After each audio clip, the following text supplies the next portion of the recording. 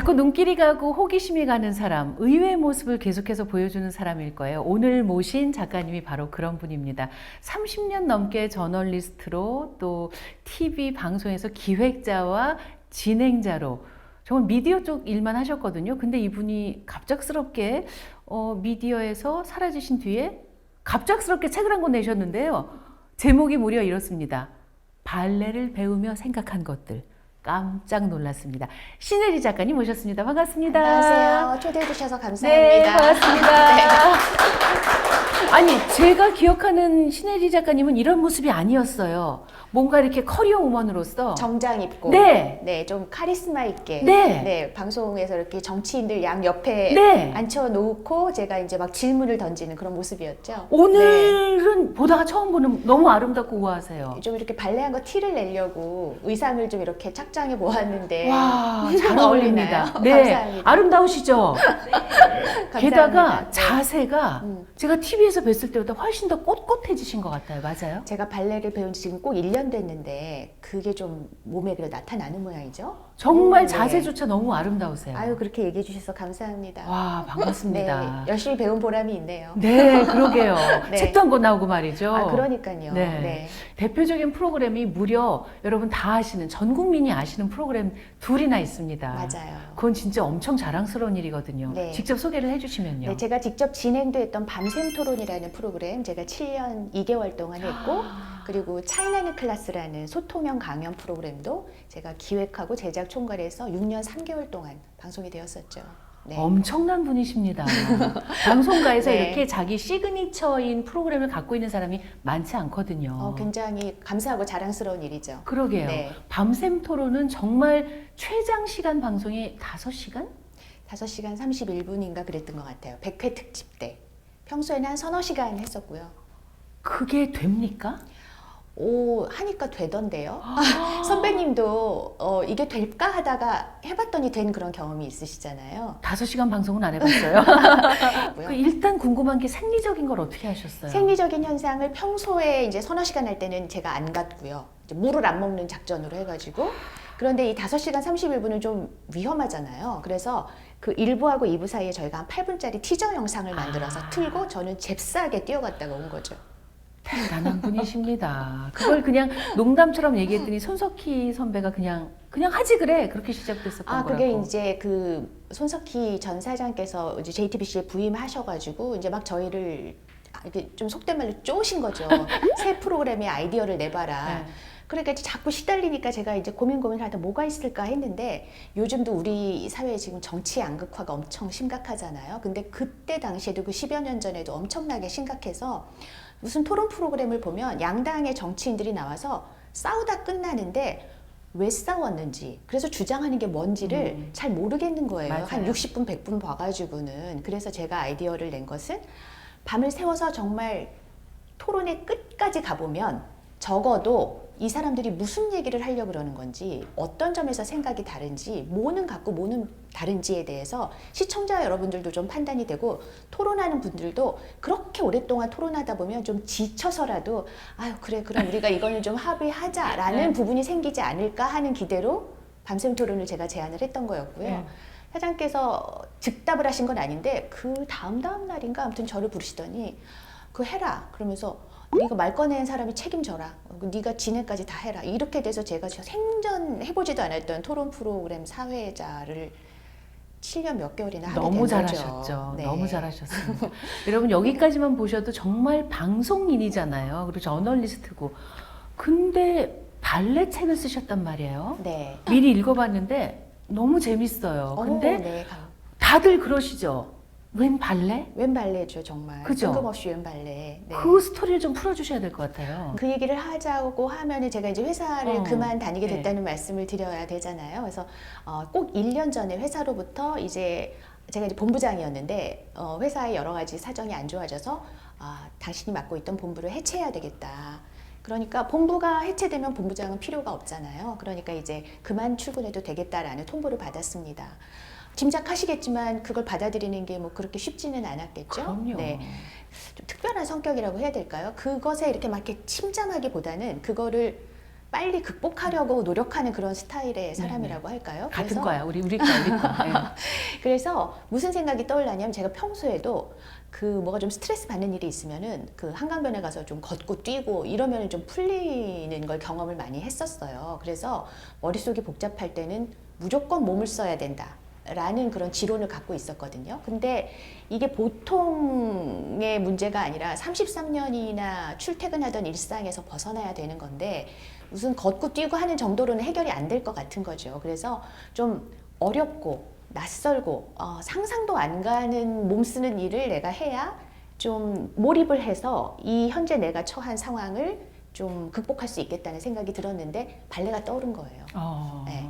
제가 이제 작년 4월 1일자로 회사를 안 나가게 됐는데 그게 일요일인가 그랬던 것 같고요. 4월 2일 날 제가 발레 학원에 가서 저 발레 배우러 왔습니다 라고 얘기를 했어요. 와, 이런 분입니다, 여러분. 네, 그래서 이제 원장님한테 제가 난생 처음 지금 발레를 배우러 온 건데 제가 사실은 나이가 좀 많습니다. 그 괜찮을까요? 그렇게 얘기를 여쭤본 거죠. 정확하게 몇 살이라고는 얘기를 안 했어요. 혹시 나이 제한 같은 게 있을까요? 그랬더니 이제 원장님이 한번 일단 들어보시고 결정하시죠 해가지고 제가 그 첫 수업에 들어갔고 거기서 좀 마음을 좀 울리는 바가 있어서 이렇게 1년 동안 열심히 즐겁게 첫 수업에서 내 마음을 울린 건 뭐였어요? 그 워밍업이라고 해서 이런저런 체조를 조금 하고 난 다음에 발레 동작 중에서 제일 처음 하는 거는 이거는 전 세계 어느 발레 수업을 가도 이 동작으로 시작한다고 하는데요. 플리에라는 동작을 해요. 원장 선생님이 그러시는 거예요. 이 플리에라는 동작을 왜 할까요? 그 이유를 아십니까? 라고 물어보는데 제가 이렇게 가만 보니까 그게 좀 약간 그 발레는 이렇게 턴아웃이라고 해서 이렇게 해서 굽히니까 이렇게 굽히는 게 아니라 발을 이렇게 네, 하죠. 예. 개구리가 뛰기 전에 좀 그 모습 비슷하지 않나요? 그래서 그게 연상이 돼가지고 혹시 점프를 하기 위해서 그런 건가요? 라고 제가 여쭤봤더니 맞다는 거예요. 그러면서 그렇게 무릎을 구부려서 축적된 힘과 에너지를 가지고 위로 높이 뛰어오르는 거다.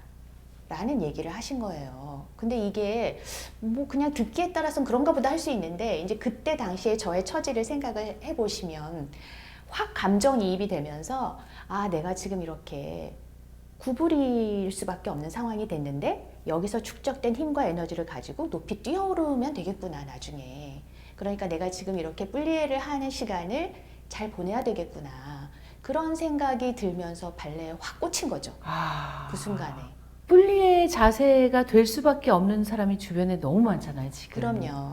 지금 상황이 네. 그런 것도 있고 또 제 나이 또래가 또 그런 것 같기도 해요. 그 어떤 분이 그런 얘기 하셨는데 인류 최초로 정말 호모 헌드레드 시대가 되는 거잖아요. 네. 그렇기 때문에 어떻게 잘 나이 들어가는가를 우리는 모델 없이 직접 겪게 된다는 거예요. 그래서 이제 그분이 주변 분들하고 공부를 좀 하자. 그래서 이웃나라 일본이 우리보다 고령화가 먼저 시작됐으니까 거기서 나온 책들을 찾아봤더니 다 예를 들어서 자산 관리를 어떻게 하느냐.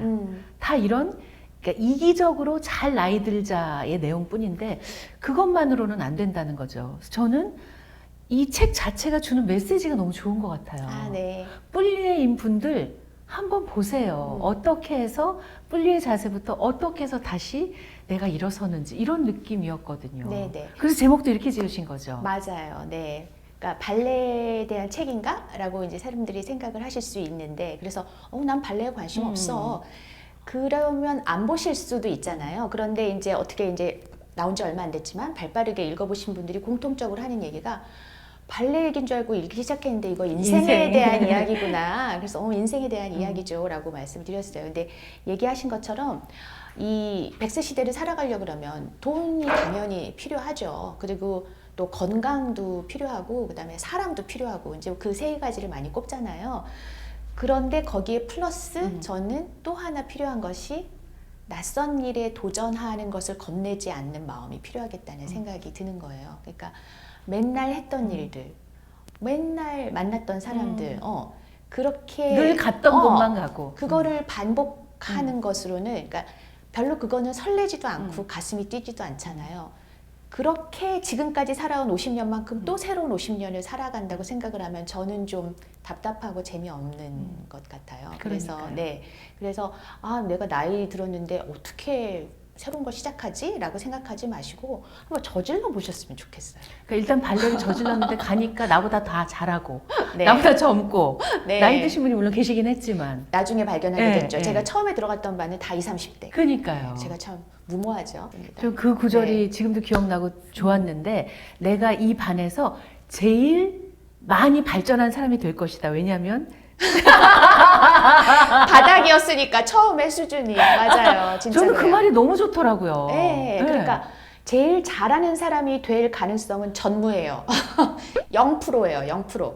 그런데 제일 많이 발전한 사람은 될 수 있어요. 100%. 제 생각에는. 왜냐면 저보다 못하는 사람은 아무도 없었으니까. 근데 네. 우리가 나이가 들면 이렇게 생각하게 될 게 많아지잖아요. 막 체면이라든가 그 다음에 내가 어제까지 뭐였는데 라든가 그런 거에 전혀 구애받지 않을 수 있는 그 자세가 너무 멋있었어요. 그리고 또 하나 부러웠던 게 젊은 사람들한테 계속 물어보고 네, 맞아요. 그럼 그 사람들이 동영상도 링크도 보내주고 네. 가르쳐주고 네. 그런 자세가 쉽지 않잖아요. 그게 참 어려운 일이라고 제 친구들도 그러더라고요. 넌 네. 어떻게 그럴 수 있었냐고. 근데 아까 말씀드린 것처럼 뭐가 이렇게 모르고 답답한 거를 제가 못 참는 스타일이고 제가 질문이 많은 사람이고 평생 질문하는 걸 직업으로 가졌던 사람이잖아요. 이제 그러니까 그 두세 번째쯤 수업에서 엄청 어려운 동작을 하라고 해가지고 했는데 제가 뭐 그걸 단번에 할 수가 있나요? 근데 이제 저만 난생 처음 배우는 초짜고 나머지 사람들은 같은 기초반이라고 해도 그래도 몇 달씩 배운 사람이란 말이에요. 그래서 제일 마음씨 좋아 보이는 사람을 제가 붙들고 그게 이제 통배 파드브레라는 거예요. 아까 그 통배 파드브레는 그건 도대체 어떻게 하는 거예요? 저는 아무리 봐도 어떻게 하는 건지 모르겠어요. 그랬더니 이제 그 사람이 일어나서 그거를 가르쳐 준 거예요. 발레를 하면서 새로운 친구들을 진짜 많이 사귀었어요. 그게 저는 너무 기뻐요. 왜냐하면 제가 일을 하면서 굉장히 그 사랑했던 부분이 동료들과의 그 팀워크, 그 동료들과 나누는 소소한 즐거움 이런 거였는데 제가 이제 그거를 매일 못 누리게 됐잖아요. 그것이 저는 회사를 안 다니게 되면서 제일 아쉬운 부분이었거든요. 근데 발레 학원에서 새로운 친구들을 만나면서 그게 저한테 위로가 되고 힐링이 되고 네, 그랬던 것 같아요. 그리고 사실 중학교 때 선생님이 가르쳐 주신 걸 여태까지 맞아요. 네. 그 얘기도 해주세요. 너무 네. 재밌었어요. 그 책에 제가 쓴 이야기인데, 그러니까 제가 그 뭐 헬스나 요가 이런 거를 한 거는 30대 때부터 했지만은 사실은 그 전에 중학교 2학년 때부터 스트레칭은 계속 해왔던 거죠. 그러니까 40년 이상 그 스트레칭을 하고 있는데 그 스트레칭을 처음 배운 게 중학교 2학년 때 체육 선생님한테. 선생님 성함도 안 잊어버렸어요. 서신석 선생님이요. 선생님 혹시 이거 보고 계세요? 그래서 이제 그 선생님이 뭘 가르쳐 주셨냐면은 체육 시간에 첫 시간인데 이렇게 다리를 모아서 숫자를 써요. 1부터 2, 그 다음에 3 이렇게 쓰는데 발이 땅에 닿으면 안 돼요. 그러니까 누워서 다리 이렇게 90도로 들어가지고 그거 한번 해보세요. 배에 완전히 힘이 엄청 들어가거든요. 그러니까 땅에 떨어뜨리면 안 돼요. 근데 그렇다고 너무 위에서 해도 안 되고 거의 땅이 여기 바닥에 닿을랑말랑 하는 데까지 내렸다가 다시 이제 또 다시 2를 쓰고 그 다음에 또 다시 3을 쓰고 이렇게 해서 100까지 쓰라는 거예요. 너무 긴 거 아니에요? 10까지는 모르겠는데. 100까지 썼어요. 그거를 매일 하라는 거예요. 날마다. 했잖아요. 그거를 날마다. 시키는 대로. 제가 선생님이 뭐 하라고 시키면 그대로 또 하는 사람이에요. 와. 그래서 그거를 이제 100가지 쓰는 거를 매일 하다가 이제 나중에 가서는 뭐 좀 다른 체조를 좀 섞고 뭐 이러긴 했는데 그걸 1부터 100까지 쓰면 한 40분 정도 걸렸던 것 같은데 그러니까 40분씩 매일 체조하는 것을 중학교 2학년 때부터 지금까지 하고 있는 거예요. 다른 운동을 못해도 기본으로 그건 하는 거예요. 매일. 네. 여러분 오늘 보시면서 느끼셨겠지만 이분이 이런 분이에요. 어릴 때 학교 다닐 때 방학 숙제 있잖아요. 그 일기를 방학하면 미리 다 써놓는 분. 나 이런 사람 처음 봤어요. 이렇게 처음부터 끝까지 다 써놓은 거는 아닌데 네. 왜 이런 날이 있잖아요. 그날 아침부터 저녁까지 상당히 많은 의미 있는 일을 했다. 그럼 이거를 하루에 다 몰아쓰기는 좀 아깝잖아요. 왜냐면 내일은 그렇게 의미 있는 일이 없을 수도 있잖아요. 그러면은 의미 있는 일을 서너 가지 한 날은 사나흘치를 한꺼번에 써놓는 거죠. 와, 어떻게 그런 생각을 했죠? 애들 때 그런 생각이 어떻게 나죠? 저는 어릴 때부터 MBTI가 끝이 J였나 봐요. 어차피 쓰긴 써야 되잖아요. 그렇죠, 일기를. 그렇죠. 근데 내일은 쓸 거리가 없을 수도 있잖아요. 와. 근데 오늘은 쓸 거리가 많네? 그러면 네. 그걸 이제 쪼개가지고 쓴 거죠. 야, 그러니까 기획력이 있었어, 애들 때부터. 그쵸? 그렇게 되네요. 그러니까 네. 차이나는 클래스 같은 것도 기획하고, 그죠? 그러니까 그 차이나는 클래스와 관련해서도 제일 사람들이 신기해하는 게 뭐냐면 어떻게 그렇게 주제를 계속 선정해? 그게 1, 2년도 아니고 이제 6년 막 이렇게 넘어가니까 그게 어떻게 계속 생각나? 그런데 저는 그게 계속 생각이 났어요. 트렌드를 에. 굉장히 계속 이렇게 에. 민감하게 보려고는 했었죠. 그죠? 네. 어떻게 봐요, 그런 걸? 그러니까 젊은 사람들의 트렌드라든가 뒤처지지 않고 따라가는 그 뭔가 꿀팁 같은 걸 좀 주실 수 있나요? 저희 후배 PD들한테도 그다음 후배 기자들한테도 늘 했던 말이 최소한 신문 한 개는 일면서부터 끝면까지 다 빠짐없이 봐라. 종이신문으로. 종이 신문으로 모바일로 보지 말고 일면서부터 끝면까지. 그러면 굉장히 네가 세상을 보는 눈이 달라질 것이다라고 얘기했어요. 그러면은 사실은 우리 사회가 돌아가는 트렌드가 그 하루하루에 그 한 시간씩 신문 본 것이 쌓여서 이렇게 샥 보여요. 아. 네. 거봐요, 여러분. 그냥 되는 건 없어요. 평소에 이렇게 다 예, 매일매일 하는, 진짜 매일매일 하는 하는 루틴의 것에 일부인 거죠. 네, 그게 얼마나 중요한지가 음. 이 책 한 권으로도 알 수 있고 또 우리 작가님의 정말 그 인생으로도 알 수 있는 것 같아요. 그래서 진짜 이런 건 꼭 작가님한테 여쭤보고 싶다 했던 게 지금 비슷한 세대라든가 아니면 비슷한 상황이라든가 이런 분들이 분명히 계세요. 그리고 네네. 이걸 또 보실 거예요. 그런 분들한테 작가님은 진짜 얘기를 해주실 수 있을 것 같아요. 내가 겪어봤기 때문에. 내가 뭘 좋아하지? 내가 어떤 일을 할 때 행복하지? 어떤 일을 할 때 가슴이 뛰지? 그걸 좀 곰곰이 한번 생각해 보시면 좋을 것 같아요. 그래서 저는 그 일을 하셨으면 좋겠어요. 주저하지 마시고 남 눈치 보지 마시고 망설이지 마시고 제가 책에도 잠깐 썼는데 왜 그 나빌레라라는 그 드라마에서 드라마 송강 씨하고 그 예. 덕출 박인환. 박인환 배우님이 네, 선생님. 70대에 네. 발레 배우는 그 얘기가 있었잖아요. 70대에 비하면 55세는 너무 젊습니다. 70대에 저보고 발레 제가 기초반에 도전 못했을 것 같아요.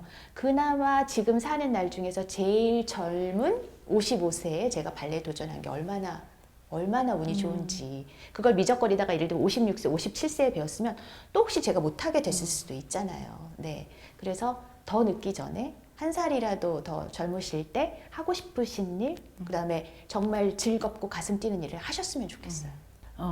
진짜 인생 100세 시대이기 때문에 정말 그냥 나이 들어가면서 언제가 될지 모를 그 끝을 향해 그냥 가느냐. 그러니까 시중에 그런 시 있거든요. 서서히 죽어가느냐.